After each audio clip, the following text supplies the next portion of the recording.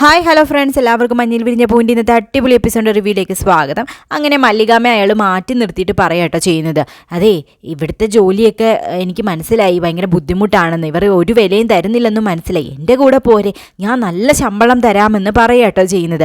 അപ്പോൾ എനിക്ക് താല്പര്യമില്ലാന്ന് മല്ലികാമ്മ പറയുന്നു. അല്ല അതായത് ഒരു വർഷത്തിൽ 6 മാസം ഞാൻ വിദേശത്തായിരിക്കും, അതിന് എന്നിങ്ങനെ മല്ലികാമ്മ ചോദിക്കുമ്പോഴത്തേക്ക് അയാൾ പറയാം, അപ്പം എൻ്റെ കൂടെ വരാം, വിദേശത്തൊക്കെ കറങ്ങി നടക്കാമെന്ന് പറയാട്ടോ ചെയ്യുന്നത്. എനിക്ക് താല്പര്യമില്ല എന്ന് പറഞ്ഞില്ലേ, നിങ്ങൾക്ക് വേറെ ഒരു പണിയുമില്ലേ എന്ന് മല്ലികാമ്മ ചോദിക്കാട്ടോ ചെയ്യുന്നത്. അപ്പം അയാൾ പറയുന്നുണ്ട്, പക്ഷേ ഇനി എങ്ങനെ പറഞ്ഞ് മനസ്സിലാക്കും, എൻ്റെ കൂടെ പോരെ, ഇവിടെ കിട്ടുന്നതിൻ്റെ ഇരട്ടി പൈസ ഞാൻ തരാം, വിദേശത്തൊക്കെ പോകുമ്പോൾ എൻ്റെ സെക്രട്ടറി ആയിട്ട് എൻ്റെ കൂടെ കൂടാന്നേ, അതുകൊണ്ട് ഇവിടുത്തെ ജോലിയൊന്നും വേണ്ട, എൻ്റെ കൂടെ പോരെ, എന്നോടൊപ്പം ജീവിക്കാമെന്ന് പറയുന്നു. എൻ്റെ ഭാര്യ മരിച്ചു പോയതാണെന്ന് പറയുന്നു. അതിനിപ്പോൾ ഞാൻ എന്ത് വേണമെന്ന് മല്ലികാമ്മ ചോദിക്കാട്ടോ ചെയ്യുന്നത്. ഇതിനെ ഞാൻ ഇനി എങ്ങനെ പറഞ്ഞ് മനസ്സിലാക്കും, എൻ്റെ കൂടെ വാ എന്നും പറഞ്ഞു കൊണ്ട് വിളിക്കുമ്പോൾ കാരണം നോക്കി ഒറ്റ പൊട്ടിയിൽ കൊടുക്കുക കേട്ടോ ചെയ്യുന്നത് മല്ലികാമ്മ. അങ്ങനെ എല്ലാവരും ഒരു ഞെട്ടലോട് കൂടി നോക്കുക കേട്ടോ ചെയ്യുന്നത്. ക്യാപ്റ്റനൊക്കെ അന്തം വിട്ട് നിൽക്കുക കേട്ടോ ആ സൗണ്ട് കേട്ടിട്ട്. പിന്നീട് ഉടനെ തന്നെ ക്യാപ്റ്റൻ വന്ന് ചോദിക്കുന്നുണ്ട്, എന്താ പറ്റിയത് എന്നിങ്ങനെ ചോദിക്കുക കേട്ടോ ചെയ്യുന്നത്. അപ്പോൾ ഉടനെ തന്നെ മല്ലികാമ്മ പറയും, ഇയാൾ എന്നോട് മോശമായിട്ട് പെരുമാറി, ഇയാൾക്കത് അറിയാമെന്ന് പറയാം കേട്ടോ ചെയ്യുന്നത്. ഞാനൊന്നും മോശമായിട്ട് പെരുമാറിയില്ല, ഇവിടുത്തെ ജോലി അത്ര ഇഷ്ടപ്പെട്ടിട്ടില്ലെങ്കിൽ എൻ്റെ കൂടെ പോരെ, ഞാൻ നല്ല ജോലി തരാമെന്നാണ് പറഞ്ഞത്, അതിനാണ് ഇവരെന്നെ തല്ലിയെന്ന് പറയാം കേട്ടോ ചെയ്യുന്നത്. ഈ നിസ്സാര കാര്യത്തിനാണോ എൻ്റെ ഗസ്റ്റിനെ നിങ്ങൾ അപമാനിച്ചെന്ന് ചോദിച്ചുകൊണ്ട് ക്യാപ്റ്റൻ മുന്നും പിന്നും നോക്കാതെ ചാടി വീഴുക കേട്ടോ ചെയ്യുന്നത് മല്ലികാമ്മയുടെ അടുക്കിലേക്ക്. മല്ലികാമ്മ ഇങ്ങനെ അന്തം വിട്ട് നിൽക്കുക കേട്ടോ ചെയ്യുന്നത്. ഇയാൾ പറയുന്നത് കള്ളമാണെന്നും പറയുന്നുണ്ട്. അപ്പോൾ കൂടെ നിന്ന ആൾക്കാരൊക്കെ പറയുന്നുണ്ട്, ഇതിലേ ചോദിച്ചോളൂ, ഇതിനെതിനാണ് ഇവർ തല്ലിയത്, ഇവർക്ക് എത്ര അഹങ്കാരമാണ് ഉള്ളതെന്ന് പറയുന്നു. അപ്പോൾ ശങ്കർദാസ് പറയുന്നുണ്ട്, ആരെയും ന്യായീകരിക്കേണ്ട, അവർ പറഞ്ഞല്ലോ അവരോട് മോശമായിട്ട് പെരുമാറിയതുകൊണ്ടാണ് അവർ ചെയ്തതെന്ന്, അതുകൊണ്ട് അയാൾ പറയുന്നത് സത്യമാണെന്ന് എങ്ങനെ അറിയാമെന്ന് പറയുന്നു. സാർ, ഇയാൾ വളരെ മോശമായിട്ടാണ് എന്നോട് പെരുമാറിയത്, ഒരു സ്ത്രീയോട് പറയാൻ പാടില്ലാത്ത കാര്യങ്ങളാണ് ഇയാൾ പറഞ്ഞത്, അതുകൊണ്ടാണ് എനിക്ക് ഇയാളെ തല്ലേണ്ടി വന്നതെന്ന് പറയാട്ടോ ചെയ്യുന്നത് മല്ലികാമ്മ.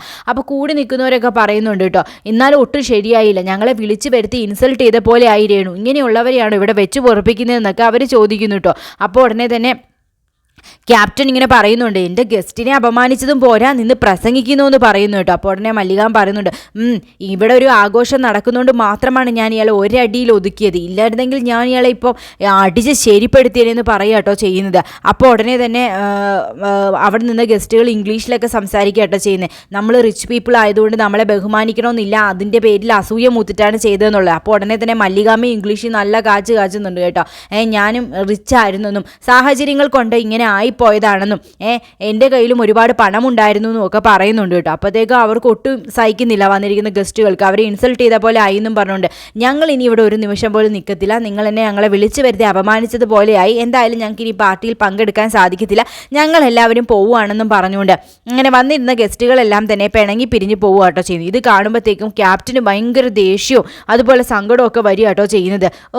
നിങ്ങളെ ഞാൻ എന്ത് ചെയ്യുമെന്നോ മെംസാബ്, അയാൾ എന്നോട് മോശമായി പെരുമാറിയതുകൊണ്ടാണ് എനിക്ക് അങ്ങനെ ചെയ്യേണ്ടി വന്നതെന്ന് പറഞ്ഞു. നിങ്ങൾ ഇനി ഒരു അക്ഷരവും മിണ്ടണ്ട, നിങ്ങൾക്ക് അങ്ങനെ മോശമായ എന്തെങ്കിലും പെരുമാറ്റം ഉണ്ടായിരുന്നെങ്കിൽ നിങ്ങൾ അത് വന്ന് എന്നോട് വേണമായിരുന്നു പറയേണ്ടിയിരുന്നത്, പരാതിയായിട്ടെന്ന് പറയുന്നു. അപ്പോൾ ആ സമയത്ത് എനിക്ക് അങ്ങനെ പറയാനൊന്നും തോന്നിയില്ല, എന്നോട് മോശമായിട്ട് പെരുമാറിക്കഴിഞ്ഞാൽ അയാളെ എന്ത് ചെയ്യണമെന്ന് എനിക്ക് നല്ലതുപോലെ അറിയാം, പിന്നെന്തിനാണ് ഞാൻ മറ്റുള്ളവരോട് പരാതി പറയേണ്ട ആവശ്യം ഇല്ലായിരുന്നു, അതുകൊണ്ടാണ് പറയാതിരുന്നതെന്ന് പറയുന്നു. അങ്ങനെയാണെങ്കിലുണ്ടല്ലോ എന്ത് ചെയ്യണമെന്ന് എനിക്കറിയാമെന്നും ക്യാപ്റ്റൻ പറയാട്ടോ ചെയ്തത്. നിങ്ങൾ ചെയ്തത് ഏതായാലും തെറ്റ് തന്നെയാണെന്നും എൻ്റെ ഗസ്റ്റുകളെയാണ് നിങ്ങൾ അപമാനിച്ച് വിട്ടതെന്നും അതുകൊണ്ട് നിങ്ങൾ അയാളെ വിളിച്ച് മാപ്പ് പറയണമെന്നും മല്ലികാമ്മയോട് ക്യാപ്റ്റൻ പറയുന്നു. ഇല്ല, മാപ്പ് പറയാൻ നിങ്ങൾ തയ്യാറാവുന്നില്ലെങ്കിൽ നിങ്ങൾക്ക് ഇവിടെ നിന്ന് പോകാമെന്നും പറയാട്ടോ ചെയ്യുന്നത്. അപ്പം മല്ലികാമ്മ പറയുന്നു, അതിന് ഞാനൊന്നും തെറ്റും ചെയ്തില്ല മാഡം, ഞാൻ അയാളോട് മാപ്പ് പറയുകയാണെന്നുണ്ടെങ്കിൽ നാണക്കേടാവില്ലെന്ന് പറയാട്ടോ ചെയ്യുന്നത്. അപ്പോൾ ഉടനെ ചിത്തിര പറയാം, മാപ്പ് പറയേണ്ട ഒരു ആവശ്യവുമില്ല, എന്തെങ്കിലും ഒരു കാരണവുമില്ലാതെ ചെയ്യുമെന്ന് എനിക്കും തോന്നുന്നില്ല, അയാൾ നല്ലതുപോലെ പ്രകോപിച്ച് കാണും, അതുകൊണ്ട് തന്നെയായിരിക്കും നല്ല അടി കൊടുത്തതെന്നും പറയുന്നുണ്ട് കേട്ടോ. അപ്പോൾ ഉടനെ തന്നെ ക്യാപ്റ്റൻ ചോദിക്കുന്നുണ്ട് ചിത്രയോട്, അയ്യോ നിനക്കതിന് എത്ര ദിവസം അറിയാം ഇവരെ? അപ്പോൾ ഉടനെ ചിത്ര പറയുന്നുണ്ട്, എനിക്ക് ഉള്ളറിയാനായിട്ട് ഒരുപാട് ദിവസത്തെ പരിചയമൊന്നും വേണ്ട എന്ന് പറയാട്ടോ ചെയ്യുന്നത്. എന്തായാലും മാപ്പ് പറയേണ്ട ആവശ്യം ഇവിടെ ഇല്ല എന്നും ചിത്തിര പറയുന്നു. നിന്നോട് അഭിപ്രായം ചോദിച്ചില്ല എന്ന് പറയുമ്പോൾ എനിക്ക് അഭിപ്രായം പറയാമല്ലോ എന്നും ചിത്തിര മുഖത്തടിക്കുന്ന രീതിയിൽ തന്നെ ക്യാപ്റ്റനോട് പറയാട്ടോ ചെയ്യുന്നത്. അപ്പോൾ ഉടനെ തന്നെ ശങ്കർദാസ് പറയുന്നുണ്ട്, വിട്ടേക്ക് രേണു, എനിക്ക് ആ മാപ്പ് പറയാൻ മറ്റും ചെയ്താൽ നാണക്കേടല്ലേ എന്ന് പറഞ്ഞു. ഇല്ല, ഇവള് മാപ്പ് പറഞ്ഞേ മതിയാകത്തുള്ളൂ എന്ന് പറഞ്ഞു, അല്ലാന്നുണ്ടെങ്കിൽ ഇവൾ ഇവിടെ നിന്ന് ഇറങ്ങിപ്പോകുക തന്നെ വേണമെന്ന് പറയാട്ടോ ചെയ്യുന്നത്. ക്യാപ്റ്റൻ. അപ്പോൾ ഉടനെ തന്നെ മല്ലികാമ്മയോട് ക്യാപ്റ്റൻ ചോദിക്കുന്നുണ്ട്, നീ മാപ്പ് പറയാൻ തയ്യാറാണോ അയാളെ വിളിച്ചതെന്ന് ചോദിക്കുന്നു. അപ്പം മല്ലികാമ്മ പറയാട്ടോ ചെയ്യുന്നത്, എന്നെ അപമാനിച്ചു, ക്യാപ്റ്റൻ അടങ്ങുന്ന എന്നെപ്പോലുള്ള ഒരുപാട് സ്ത്രീകളെയാണ് അയാൾ അപമാനിച്ചത്, അതുകൊണ്ട് എന്തൊക്കെ വന്നാലും ഞാൻ മാപ്പ് പറയുന്ന പ്രശ്നം തന്നെ ഇല്ല എന്ന് ക്യാപ്റ്റൻ്റെ മുഖത്തടിച്ച് മല്ലികാമ്മ പറയാട്ടോ ചെയ്യുന്നത്. ഇത് കേൾക്കുന്ന ക്യാപ്റ്റൻ അങ്ങ് ഞെട്ടുകട്ടോ ചെയ്യുന്നത്. ഇത്രയും വലിയൊരു അപമാനം എനിക്ക് സഹിക്കേണ്ടി വന്നു, ഞാൻ ഇനി മാപ്പും കൂടെ പറയുകയാണെന്നുണ്ടെങ്കിൽ അതിന് ഒരു വിലയും ഇല്ലാതെ പോവും, ഞാൻ എന്നോട് ചെയ്തതിൻ്റെ പ്രതികാരമായിട്ടാണ് അയാളെ അടിച്ചതെന്ന് പറഞ്ഞു. ഒരടി അടിച്ചത് കുറഞ്ഞു പോയതെന്ന് മാത്രമാണ് ഞാൻ ഇപ്പോൾ ചിന്തിക്കുന്നത്, എനിക്ക് മാപ്പ് പറയാൻ പറ്റില്ല എന്ന് തന്നെ തീർത്ത് പറയാട്ടോ ചെയ്തത്. അപ്പോൾ ഉടനെ ക്യാപ്റ്റൻ പറയുന്ന, പിന്നെ അവളോട് കെട്ടും പാണ്ടും ഒക്കെ എടുത്തോളാൻ പറ, ഇനി അവൾ ഇവിടെ നിൽക്കേണ്ട, അവളെ ഞാൻ ഇവിടെ നിന്ന് പറഞ്ഞു വിടുകയാണെന്ന് പറയുന്നു. അപ്പോൾ ഉടനെ ചിത്തിര ശങ്കർദാസിനോട് പറയുന്നുണ്ട്, അച്ഛമ്മ ഇല്ലാതെ എനിക്കിവിടെ നിൽക്കാനായിട്ട് കഴിയില്ല എങ്കിൽ എങ്ങനെയെങ്കിലും അച്ഛമ്മ ഇവിടെ നിർത്തണം, അച്ഛനമ്മയെ പറഞ്ഞു വിടില്ലെന്ന് പറയുന്നു. അപ്പോൾ ഉടനെ ശങ്കർദാസിന് നല്ല ദേഷ്യം വരുന്നുണ്ട് കേട്ടോ. ശങ്കർദാസ് നേരെ ക്യാപ്റ്റൻ്റെ അടുക്ക ചെന്നിട്ട് പറയും, രേണു നീ കാണിക്കുന്നത് ശരിയല്ല, നീ കാണിക്കുന്ന എല്ലാത്തിൻ്റെ പിന്നിലും ഒരു ന്യായമുണ്ടെന്ന് വിശ്വസിച്ചിരുന്ന ആളാണ് ഞാൻ, പക്ഷെ നീ ഇപ്പോൾ ചെയ്യുന്നത് ശരിയായ കാര്യമല്ല, അവരെ അപമാനിച്ചത് കൊണ്ടാണ് അവരടിച്ചത്, അവരുടെ ഭാഗം കേൾക്കാൻ പോലും നീ തയ്യാറായില്ല എന്ന് പറയുന്നു. ഒരു ന്യായീകരണം എനിക്ക് കേൾക്കേണ്ട ശങ്കു, ഞാൻ അവരെ ഇന്ന് പറഞ്ഞു വിടുക തന്നെ ചെയ്യും, അവരുടെ അഹങ്കാരം കണ്ടില്ലേ എന്നൊക്കെ പറയുന്നുണ്ട് കേട്ടോ. എന്ത് അഹങ്കാരമാണ് അവർ കാണിച്ചത്, നീ കാണിച്ചതാണ് മര്യാദ കേടെന്ന് പറയാട്ടോ ചെയ്യുന്നത് ശങ്കർദാസ്. നീ ഒന്ന് ആലോചിച്ച് നോക്കൂ, നീ പട്ടാളം എന്ന് എപ്പോഴും പറയുന്നതല്ലേ, പട്ടാളത്തിലെ നീതി ന്യായമൊക്കെ ഇല്ലേ, അതാണോ നീ ഇവിടെ ചെയ്തത്, നീതി ന്യായവുമാണോ ഈ നടപ്പിലാക്കിയത്, ഒരു പട്ടാളക്കാരിയായിട്ട് ജീവിക്കണമെന്ന് ആഗ്രഹിക്കുന്ന നീ നീതി ന്യായവും നടപ്പിലാക്കുന്നതിൽ എന്തിനാണ് നീ ഇങ്ങനെ കാണിച്ചത്, അത് നിന്റെ ഭാഗത്തുനിന്ന് വന്ന വീഴ്ചയല്ലേ രേണു എന്ന് പറയും. ഇത് കേൾക്കുമ്പോഴത്തേക്കും ക്യാപ്റ്റന് പട്ടാളം എന്ന് കേട്ട് കഴിഞ്ഞ് കഴിഞ്ഞാൽ പിന്നെ ഒരു രക്ഷയില്ല കേട്ടോ. പിന്നീട് പറയുന്നുണ്ട്, നീ ഒന്ന് ആലോചിച്ച് നോക്കൂ, ചിത്തിരയ്ക്ക് ഇവിടെ നിൽക്കാൻ ഇപ്പോഴും ഒരു താല്പര്യവുമില്ല, ചിത്തിരയെ ഇവിടെ പിടിച്ചു നിർത്തേണ്ടത് നമ്മുടെ ആവശ്യമാണ്, അതിനൊരു ഘടകം കൂടിയേ തിരിയുള്ളൂ, ഇപ്പോഴത്തെ അവസ്ഥയിൽ അവരാണ് ഇപ്പോൾ ചിത്തിര ഇവിടെ പിടിച്ചു നിർത്തുന്ന ഘടകമെന്ന് പറയുന്നു. ഇനി ഇവരെ പറഞ്ഞു വിട്ടതിൻ്റെ പേരിൽ ചിത്തിരയുടെ മനസ്സ് വേദനിക്കുകയാണെന്നുണ്ടെങ്കിൽ ചിത്തിര വീണ്ടും ഇവിടെ നിന്ന് ഇറങ്ങിപ്പോവും, അങ്ങനെ ഇറങ്ങിപ്പോകാതിരിക്കണമെങ്കിൽ അവരെ ഇവിടെ നിർത്തിയേ പറ്റത്തുള്ളൂ എന്ന് പറയട്ടോ ചെയ്യുന്നു. അപ്പോൾ ശങ്കു പറയുന്നത്, അവളെ ഞാൻ ഇവിടുന്ന് പറഞ്ഞു വിടരുതെന്നാണ്, അത് തന്നെയാണ് ഞാൻ ഈ പറയുന്നത്. നീ ഒരു കാര്യം മനസ്സിലാക്കുക, എപ്പോഴും ഞാൻ നീ എടുക്കുന്ന തീരുമാനങ്ങൾക്ക് ഒപ്പമേ നിന്നിട്ടുള്ളൂ, ഈ പ്രാവശ്യം നീ എൻ്റെ തീരുമാനത്തിനൊപ്പം നിൽക്കണം, അവരെ പറഞ്ഞു വിടാൻ പാടില്ല, എന്തെങ്കിലും ഒരു കാര്യം കാണാതെ ഞാൻ ഇങ്ങനെ പറയില്ല എന്ന് നീ ചിന്തിക്കുക, നിന്റെ നല്ലതിന് വേണ്ടിയാണ് ഞാൻ പറയുന്നത്, എല്ലാ പ്രാവശ്യവും ഞാനല്ലേ നിന്നെ അനുസരിക്കുന്നത്, ഈ ഒരു പ്രാവശ്യം നീ എന്നെ അനുസരിക്കുമെന്ന് പറയട്ടോ ചെയ്യുന്നത്. അപ്പോഴത്തേക്കും തന്നെ ക്യാപ്റ്റൻ ഒന്ന് അടങ്ങുന്നുണ്ട് കേട്ടോ. അപ്പോൾ ക്യാപ്റ്റൻ ഇങ്ങനെ ചിന്തിക്കുന്നുണ്ട്, എന്നെ ഭീഷണിപ്പെടുത്തുകയാണോ എന്നൊക്കെ ചോദിക്കുന്നുണ്ടെങ്കിലും ശരി, ഞാൻ അവരെ പറഞ്ഞു വിടുന്നില്ല ഈ പ്രാവശ്യം ശങ്കു പറഞ്ഞതുകൊണ്ട്, പക്ഷേ ഇനി മേലിൽ അവരെന്തെങ്കിലും തെറ്റ് ഇതുപോലെ ചെയ്താൽ ഞാൻ അവരെ പറഞ്ഞു വിടുക തന്നെ ചെയ്യും, മാപ്പ് കൊടുക്കില്ല എന്നും പറയുന്നു.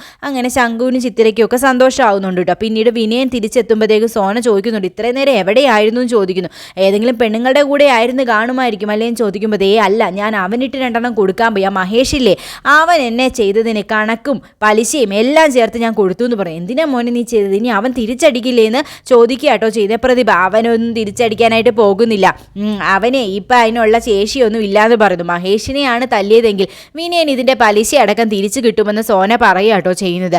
അപ്പോൾ ഉടനെ വിനയൻ പറയുന്നുണ്ട്, അതിൻ്റെയൊക്കെ സാഹചര്യം നോക്കി തന്നെയാണ് ഞാൻ ചെയ്തത്, ഇപ്പോൾ ഒരു പെണ്ണ് വന്നിട്ടുണ്ടല്ലോ അവൻ്റെ ജീവിതത്തിലേക്ക്, ഒരു മകനും ഉണ്ടല്ലോ, അതിനുശേഷം അവനാകെ ഒതുങ്ങിയ മട്ടിലാണ്, അതൊക്കെ ഞാൻ അന്വേഷിച്ച് അറിഞ്ഞിട്ട് തന്നെയാണ് അവന് കൊടുക്കേണ്ടതൊക്കെ തന്നെ ഞാൻ കൊടുത്തതെന്ന് പറയാട്ടോ ചെയ്യുന്നത്.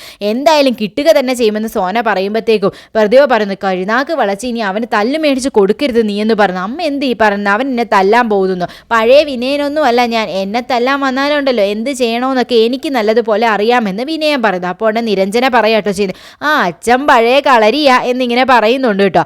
അപ്പോൾ ഉടനെ തന്നെ പ്രതിഭ പറയുന്നുണ്ട്, എല്ലാം സൂക്ഷിച്ചും കണ്ടും വേണം മോനെ, ഇപ്പം ചാടി കയറി ഒന്നും ചെയ്യണ്ടായിരുന്നു എന്ന് പറയുന്നു. ആര് പറഞ്ഞു, അമ്മ ഇങ്ങനെ പേടിച്ചും ഭയന്നൊന്നും ജീവിക്കാനൊന്നും എന്നെ കൊണ്ട് സാധിക്കത്തില്ല, എനിക്ക് കിട്ടിയതിന് ഞാൻ പലിശ സഹിതം അങ്ങോട്ടേക്ക് കൊടുത്തു എന്ന് പറയുന്നു. എന്നും പറഞ്ഞിരുന്നോ, എപ്പോഴാണോ ഇതിനുള്ള തിരിച്ചടി കിട്ടാനായിട്ട് പോകുന്നത്, ഞാൻ പറയാനുള്ളത് പറഞ്ഞതേ, വാ മോളെ നമുക്ക് പോവാം, അച്ഛൻ പഴയ കളരിയാ, പക്ഷെ വിനയനുണ്ടല്ലോ പുതിയ കളരിയാന്നും പറഞ്ഞുകൊണ്ട് സോന പോകുന്നു.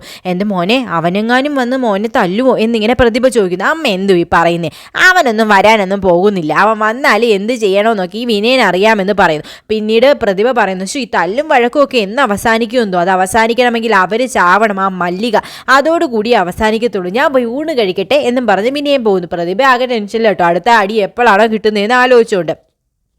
ഇവിടെ മഹേഷ് ആണെങ്കിൽ കഞ്ഞി കുടിക്കാനിരിക്കുമ്പോഴത്തേക്ക് മഹേഷിന് ഇരിക്കാനും അതുപോലെ തന്നെ ഒന്നിനും പറ്റുന്നില്ല കേട്ടോ, നല്ല വേദനയുണ്ട് വിനയൻ്റെ കയ്യിൽ നിന്ന് തല്ല് കിട്ടിയതിൻ്റെ. അതുകൊണ്ട് തന്നെ ആ ബുദ്ധിമുട്ട് എല്ലാവർക്കും മനസ്സിലാവുകയും ചെയ്യുന്നുണ്ട്. പിന്നീട് പുറത്തിരിക്കുന്ന മഹേഷിൻ്റെ അടുക്ക ഹരി വരുമ്പോഴത്തേക്ക് മഹേഷ് പറയുന്നുണ്ട്, ഞാൻ നിന്നോടായതുകൊണ്ട് സത്യം പറയാം, ഞാൻ വീണതൊന്നുമല്ല, ആ വിനയനുണ്ടല്ലോ അവൻ വന്ന് തല്ലിയതാ, ശരിക്ക് കല്ല് കിട്ടി, അതിൻ്റെയാണെന്ന് പറയുക കേട്ടോ ചെയ്യുന്നത്. അയ്യോ, ഞാൻ വിചാരിച്ച അച്ഛൻ വീണതാണെന്ന്. ഞാൻ വീണത് അല്ലാന്ന് എനിക്ക് അപ്പോഴേ മനസ്സിലായിരുന്നു, പക്ഷേ തല്ല് കിട്ടിയെന്ന് ഞാൻ സ്വപ്നത്തിൽ പോലും വിചാരിച്ചില്ല. എന്നിട്ട് അച്ഛൻ തിരിച്ച് തല്ലിയില്ലെന്ന് ചോദിക്കുന്നു. പണ്ടായിരുന്നെങ്കിൽ അവൻ എൻ്റെ ദേഹത്ത് തൊടത്ത് പോലും ഇല്ലായിരുന്നു, ഞാൻ അവനെ ശരിയാക്കി വിട്ടേരെ. പക്ഷെ ഇപ്പം അങ്ങനെയല്ലല്ലോ.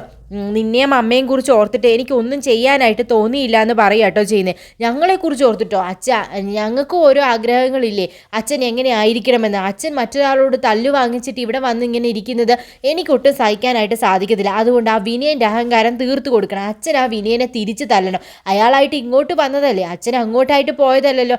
അങ്ങോട്ട് പോയി ആരെയും തല്ലണ്ട, പക്ഷെ ഇങ്ങോട്ട് വന്നാൽ വെറുതെ വിടാനും പാടില്ല. അതുകൊണ്ട് അച്ഛൻ എനിക്ക് വേണ്ടിയിട്ട് അയാളെ തല്ലിയേ പറ്റത്തുള്ളൂ എന്ന് ഹരി പറയുക കേട്ടോ ചെയ്യുന്നത്. മോനെ, ഒരുപാട് പ്രശ്നങ്ങളൊക്കെ അതിൻ്റെ പേരിലുണ്ടാവും. ഭരണമൊക്കെ അവരുടെ കയ്യിലല്ലേ, പോലീസൊക്കെ വരും, ആര് വേണമെങ്കിലും വന്നോട്ടെ. എന്നാലും അച്ഛൻ ആ വിനയനിട്ട് തല്ലണം, അതെനിക്ക് കാണുക തന്നെ വേണം. എൻ്റെ അച്ഛനെ തല്ലിയിട്ട് അവൻ ഇങ്ങനെ സുഖിച്ച് നടക്കേണ്ട ആവശ്യമില്ല എന്നൊക്കെ ഹരി പറയുന്നുണ്ട് കേട്ടോ. നിൻ്റെ ആഗ്രഹം അങ്ങനെയാണെങ്കിൽ അങ്ങനെ തന്നെ ചെയ്തു കളയാം. ഇപ്പം നീ പോയി കിടന്ന് ഉറങ്ങ്, നമുക്ക് നാളെ നോക്കാമെന്ന് പറയുന്നുണ്ട് കേട്ടോ. അച്ഛാ, ഇതിലൊരു മാറ്റവും ഇല്ല കേട്ടോ, അയാൾക്കിട്ട് തല്ല് കൊടുക്കുക തന്നെ ചെയ്യണം. എന്തായാലും അമ്മ ഇതൊന്നും അറിയണ്ടെന്ന് പറയുന്നുണ്ട് കേട്ടോ ഹരി. അപ്പോൾ ഉടനെ മഹേഷും പറഞ്ഞു, അതാ നല്ലത്, നിൻ്റെ അമ്മ അറിഞ്ഞാലുണ്ടല്ലോ എല്ലാം കുളമാവും. എന്തായാലും നിന്നെപ്പോലൊരു മകനെ കിട്ടിയത് തന്നെയാണ് എൻ്റെ ഭാഗ്യം. നിനക്ക് അത്രയ്ക്ക് അപമാനമായെങ്കിൽ നമുക്ക് നോക്കിക്കളയാമെന്ന് പറയാട്ടോ ചെയ്യുന്നത് മഹേഷ്. പിന്നീട് വിനയൻ പിറ്റേ ദിവസം രാവിലെ ഓടി തളർന്നൊക്കെ വരിക കേട്ടോ ചെയ്യുന്നത്, ജോഗിങ് ഒക്കെ കഴിഞ്ഞിട്ട്. അപ്പോൾ ഉടനെ മഹേഷും ഹരിയും കൂടെ വിനയൻ്റെ മുമ്പിൽ പോയി നിൽക്കുന്നു. അപ്പോൾ വിനയൻ ഇങ്ങനെ ഒരു നോട്ടം നോക്കുന്നുണ്ട്. അപ്പോൾ ഉടനെ മഹേഷ്, ഇതെൻ്റെ മകനാണ് എന്നിങ്ങനെ പറയട്ടോ ചെയ്യുന്നു. ഇന്നലെ രാത്രി നീ എന്നെ തല്ലിയ കാര്യമൊക്കെ ഞാൻ എൻ്റെ മകനോട് പറഞ്ഞു. അപ്പോൾ ഇവൻ ഒരേ നിർബന്ധം, തല്ലും വാങ്ങി ഇങ്ങനെ വന്നാൽ പോരാന്നു, അച്ഛൻ കിട്ടിയ തല്ലൊക്കെ തിരിച്ചു കൊടുക്കണമെന്നു. പിള്ളേരുടെ ആഗ്രഹമല്ലേ, നമ്മളല്ലേ അത് സാധിച്ചു കൊടുക്കേണ്ടത്. അതുകൊണ്ട് ഞാൻ ഇങ്ങനെ രാവിലെ പോകുന്നതാന്ന് പറയാട്ടോ ചെയ്യുന്നത്. അപ്പോൾ ഉടനെ വിനയം പറയുന്നു, അപ്പം നീ എന്നെ തല്ലാനായിട്ട് വന്നതാണോടാ മഹേഷ്? അയ്യോ പിന്നെ എന്താ, അതിന് തന്നെ വന്നതാ, തല്ലിയാനുള്ള ഭവിഷ്യത്ത് നിനക്ക് അറിയാമോ? അതും ഞാൻ ഇവനോട് പറഞ്ഞ് മനസ്സിലാക്കി. അപ്പോൾ ഇവൻ പറയാം, ഇവർ പോലീസിനെയും മറ്റൊന്നും ഒരു പേടിയില്ലാന്ന്. അപ്പോൾ പിന്നെ ഞാൻ എന്ത് ചെയ്യാനാ, കുട്ടികളുടെ ആഗ്രഹം സാധിച്ചു കൊടുത്തില്ലേ, പിന്നെ ഒരു മനപ്രയാസം, ഇങ്ങനൊരു മകനായി പോയില്ലേ. അതുകൊണ്ട് ഞാൻ വിചാരിച്ചു കണക്കുകൾ അങ്ങ് തീർത്തേക്കാമെന്ന്. എന്നാൽ പിന്നെ തുടങ്ങിയേക്കാം അല്ലേ മോനെ എന്ന് പറഞ്ഞു. പിന്നെന്താ അച്ഛാന്ന് പറയും. അങ്ങനെ കണക്ക് തീർത്ത് തന്നെ കിട്ടിയതിൻ്റെ ഇരട്ടിയായിട്ട് മഹേഷ് വിനയനെ പഞ്ഞിക്കിടുക കേട്ടോ ചെയ്യുന്നത്. നല്ല അടി വെച്ച് കൊടുക്കുന്നുണ്ട്, ചവിട്ടി കൂട്ടുകയും ചെയ്യുന്നുണ്ട്. മഹേഷിനെ അടിക്കാനായിട്ട് 10 പേര് വേണമെങ്കിൽ മഹേഷിനെ അടിക്കാനായിട്ട് ആരുടെയും ആവശ്യമില്ല, ഒറ്റയ്ക്ക് തന്നെ വിനയനെ പഞ്ഞിക്കിടുകയാണ്. സോനയുടെ നാക്ക് കരുനാക്കാണോ എന്തോന്ന് അറിഞ്ഞുകൂടാ, പറഞ്ഞ പോലെ തന്നെ കാര്യം നടക്കുന്നുണ്ട് കേട്ടോ. എന്നിട്ട് പറയുന്നുണ്ട്, എടാ ഇതിൻ്റെ പേരിൽ ഇനി എന്തെങ്കിലും പ്രശ്നമായിട്ട് വന്നാൽ നിന്നെ ഇനി ഞാൻ വെച്ചേക്കത്തില്ല എന്ന് പറയാം. അപ്പം ഹരി അവിടെ നിന്നോണ്ട് പറയാം, ഇടിക്കച്ച കൊണക്കിന് കൊടുക്കച്ച എന്നൊക്കെ ഇരുന്നോണ്ട് പറയുന്നുണ്ട് കേട്ടോ. അതേപോലെ തന്നെ മഹേഷ് എടുത്തിട്ട് പെരുമാറി ചവിട്ടി കൂട്ടുന്നുണ്ട് കേട്ടോ. അങ്ങനെ വിനയന് കിട്ടേണ്ടതെല്ലാം പലിശ സഹിതം കിട്ടുന്നുണ്ട്. ഇനി അങ്ങോട്ട് തിരിച്ചടികളുടെ കാലങ്ങളാണ് കേട്ടോ വരാനിരിക്കുന്നത്.